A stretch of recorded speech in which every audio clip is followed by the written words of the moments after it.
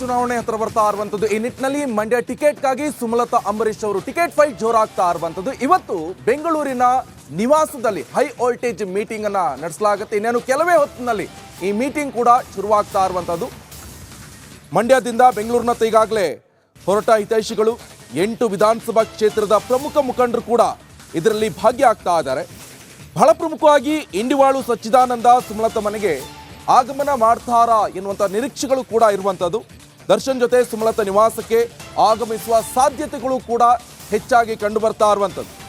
ದರ್ಶನ್ ಸಮ್ಮುಖದಲ್ಲಿ ಮುನಿಸು ಮರೆತು ಹಾಗಾದ್ರೆ ಒಂದಾಗ್ತಾರಾ ಹಾಗಾದ್ರೆ ಎನ್ನುವಂಥ ಪ್ರಶ್ನೆ. ಸದ್ಯ ಈಗ ಸುಮಲತರೊಂದಿಗೆ ಸಚ್ಚಿದಾನಂದ ಅಂತರವನ್ನ ಈಗಾಗಲೇ ಕಾಯ್ದುಕೊಂಡಿದ್ರು. ಇಬ್ಬರ ಮುನಿಸಿಗೆ ಇತಿರ್ಷಿ ಹಾಡ್ತಾರಾ ಹಾಗಾದ್ರೆ ದರ್ಶನ್ ಎನ್ನುವಂಥ ಪ್ರಶ್ನೆ ಈಗ.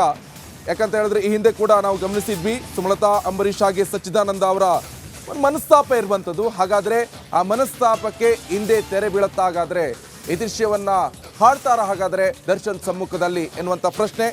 ಲೋಕಸಭಾ ಟಿಕೆಟ್ಗೋಸ್ಕರ ಈಗಾಗಲೇ ಕೆಲವೇ ಹೊತ್ತಿನಲ್ಲಿ ಸುಮಲತಾ ಅಂಬರೀಶ್ ಅವರು ಮೀಟಿಂಗ್ ಅನ್ನು ಕರೆದಿರುವಂಥದ್ದು. ಅದು ಕೂಡ ಬೆಂಗಳೂರಿನ ನಿವಾಸದಲ್ಲಿ ಹೈ ವೋಲ್ಟೇಜ್ ಮೀಟಿಂಗ್ ನಡೀತಾ ಇರುವಂಥದ್ದು. ಬಹಳ ಪ್ರಮುಖವಾಗಿ ನಟ ದರ್ಶನ್ ಕೂಡ ಇದರಲ್ಲಿ ಭಾಗಿಯಾಗ್ತಾರೆ. ಆದರೆ ಇಲ್ಲೊಂದು ಪ್ರಶ್ನೆ ಉದ್ಭವ ಆಗ್ತಾ ಇರುವಂಥದ್ದು, ಸುಮಲತಾ ಅವರ ಆಪ್ತ ಹಾಗೆ ಹಿತೈಷಿ ಆಗಿರುವಂತಹ ಸಚ್ಚಿದಾನಂದ ಅವರು ಈ ಒಂದು ಮೀಟಿಂಗ್ ನಲ್ಲಿ ಭಾಗಿಯಾಗ್ತಾರಾ ಅಂತ. ಯಾಕಂದ್ರೆ ಈ ಹಿಂದೆ ಸುಮಲತಾ ಅಂಬರೀಶ್ ಹಾಗೆ ಸಚ್ಚಿದಾನಂದ ಅವರ ನಡುವೆ ವೈಮನಸ್ಸು ಇರುವಂಥದ್ದು. ಹಾಗಾದ್ರೆ ದರ್ಶನ್ ಸಮ್ಮುಖದಲ್ಲಿ ಈ ವೈಮನಸ್ಸು ಎಲ್ಲೋ ಒಂದ್ ಕಡೆ ತಿಳಿಯಾಗತ್ತಾ, ಹಾಗಾದ್ರೆ ಹಿತೈಷಿ ಹಾಡ್ತಾರಾ, ಈ ಎಲ್ಲ ಪ್ರಶ್ನೆಗಳು ಉದ್ಭವ ಆಗ್ತಾ ಇರುವಂಥದ್ದು. ಈಗಾಗಲೇ ಒಂದಿಷ್ಟು ಮುಖಂಡರು ಕೂಡ ಸುಮಲತಾ ಅಂಬರೀಶ್ ಅವರ ಮನೆಗೆ ಆಗಮನವನ್ನು ಮಾಡ್ತಾ ಇದ್ದಾರೆ.